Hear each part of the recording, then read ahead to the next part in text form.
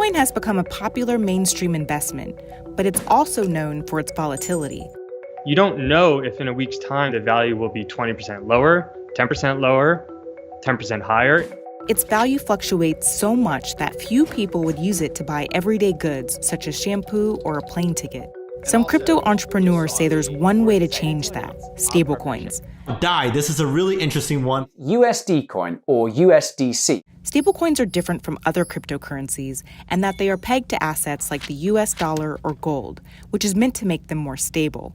They've grown particularly popular among traders online. In just a year, as Bitcoin hit new records, the market value of stablecoins has grown tenfold. Facebook has announced plans to launch its own stablecoin, and Visa said it would create a stablecoin credit card. But a probe of one stablecoin exposed some potential risks with this system. It's Tether. The New York Attorney General had accused Tether, the most popular stablecoin, of lying about the cash reserves it uses to guarantee its dollar peg.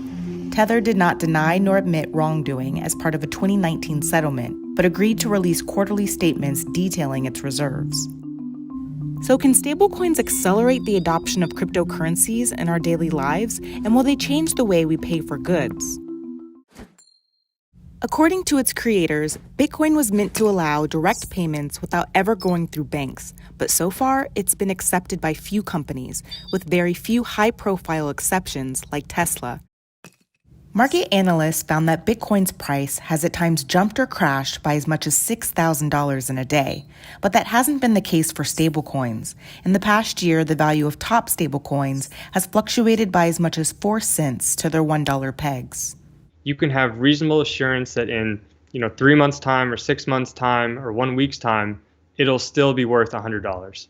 And that's what was missing in crypto before stablecoins came along. Alex Kern is an analyst who researches stablecoins and other cryptocurrencies. He says the first stablecoins were created as early as 2014. The 24-hour trading volume is often over 90 billion. Bitcoin is a little over 50 billion. So it trades more often than Bitcoin. Tether was pegged to the US dollar, and more than 200 other stablecoins followed. Some pegged to the euro or to the Korean won, others to commodities like gold, silver, or oil, or a combination of different assets. On top of stability, stablecoins like Tether have another key advantage: speed. Because this is digital money, transactions go through in a matter of seconds, faster than the 3 days it usually takes to wire US dollars or euros using traditional banks. Stablecoins are also faster than Bitcoin because the payments are centralized and managed by the company that created them. For example, Tether transactions are managed by the Tether platform, while Bitcoin payments are processed by a vast decentralized network of people called miners who are spread out all over the world. It's instantaneous. There's no settlement process that needs to occur. Only a handful of e-commerce websites accept stablecoins at the moment. But crypto traders have quickly adopted stablecoins like Tether to buy and sell cryptocurrencies online. That's because stablecoins don't run on normal banking hours. Compared to stocks that have to be traded in locations like New York or Hong Kong during specific hours, cryptocurrencies are traded 24 hours a day, 7 days a week, all across the globe. Plus, academics who study the role of cryptocurrencies say some banks have been wary to interact with crypto exchanges due to the lack of oversight in the industry and concerns that they could be exposed to illicit activities like laundering money or funding terrorism. Binance, one of the largest cryptocurrency exchanges in the world, said it is committed to creating a compliant, safe, and reliable trading environment, and it asks users to follow all local laws on money laundering and counterterrorism financing.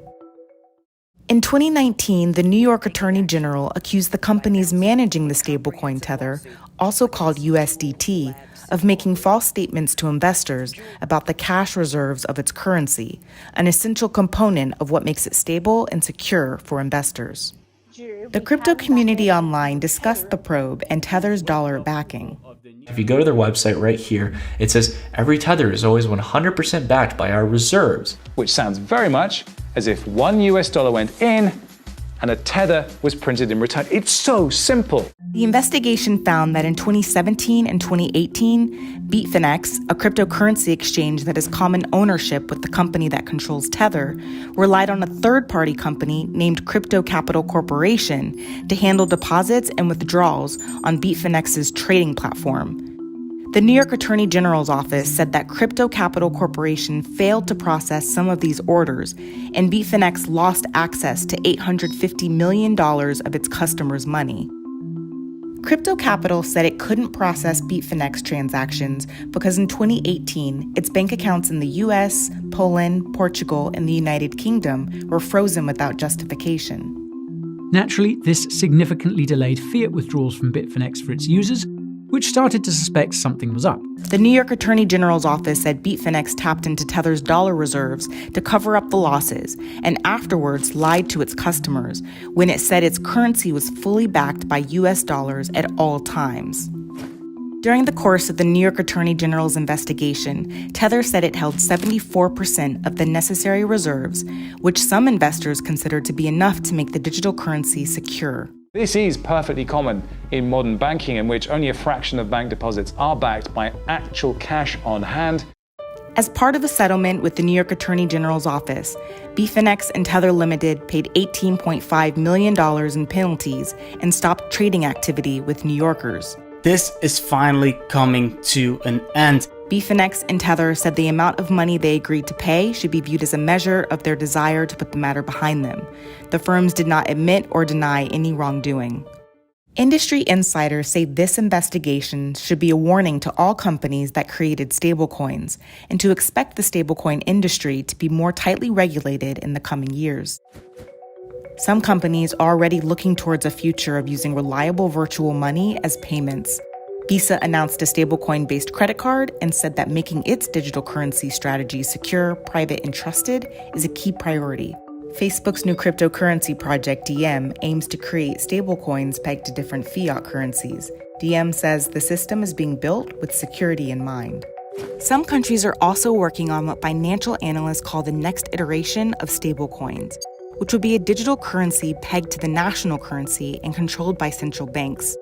But before this type of digital money truly goes mainstream, Kern says its creators and issuers are going to have to convince regulators and users that their technology will keep their money safe. It's going to be very important for people to trust the entity that's issuing the stablecoin. And the one that has the most trust of people over a period of time will be the one that becomes the most heavily used.